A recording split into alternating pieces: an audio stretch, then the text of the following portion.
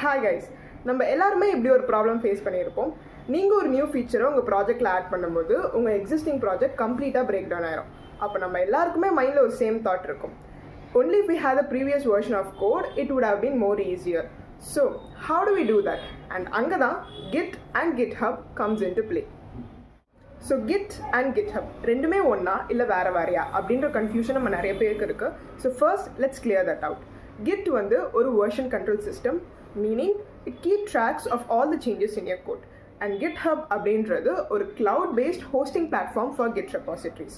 For example, உங்கள் laptop திடீர்னு crash ஆயிடுச்சு இல்லை ஆக்சிடென்டலாக உங்கள் கோட் டெலீட் ஆயிடுச்சு அப்படின்னா GitHubல உங்கள் கோட் ரொம்ப சேஃபாக இருக்கும். So why it is important to have a GitHub profile? Imagine நீங்கள் ஒரு ப்ராஜெக்ட் பண்ணியிருக்கீங்க அண்ட் அந்த டிஸ்கிரிப்ஷனை உங்கள் ரெஸ்யூமேலே போட்டிருக்கீங்க. HRs and recruiters will see that and ask, but where is the code base and where is the proof? So இங்கே தான் GitHub comes into play.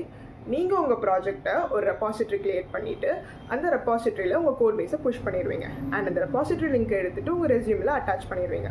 So இதை நீங்கள் பண்ணுறதால உங்கள் ப்ராஜெக்ட்க்கு ஒரு ப்ரூஃபும் வெயிட்டேஜும் கிடைக்குது. ஸோ ஒரு குட் ரெபாசிட்டரியை எப்படி பில்ட் பண்ணுறது? ஃபர்ஸ்ட், ஒரு clean project name and a short description. Second, உங்கள் ரீட்மி ஃபைல். இது ரொம்ப important because recruiters and HRs உங்கள் ரீட்மி ஃபைலை படிச்சுட்டு தான் உங்கள் ப்ராஜெக்ட் ஆக்சுவலி என்ன பண்ணுதுன்றதை அண்டர்ஸ்டாண்ட் பண்ணுவாங்க.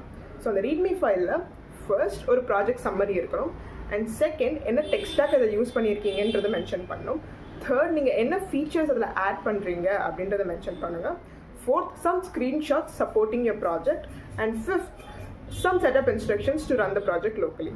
இது பண்ணிவிட்டு நீங்கள் பண்ணுற ஒரு கமிட் மெசேஜுமே ப்ராப்பராக நீட்டாக ரிலேட்டபுளாக இருக்கணும்.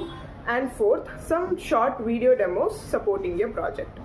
ஸோ Git and GitHub வச்சு இது மட்டும் தான் பண்ண முடியுமா அப்படி கேட்டிங்கன்னா கிடையாது. You can do open source contributions. Some real world high impact ப்ராஜெக்ட்ஸில் நீங்கள் கண்ட்ரிபியூட் பண்ணிங்கன்னா thousands ஆஃப் பீப்புள் உங்கள் கூட யூஸ் பண்ணுவாங்க. ஸோ இதால் உங்கள் ரெஸ்யூமேல ஒரு ஹை இம்பேக்ட் க்ரியேட் ஆகும்.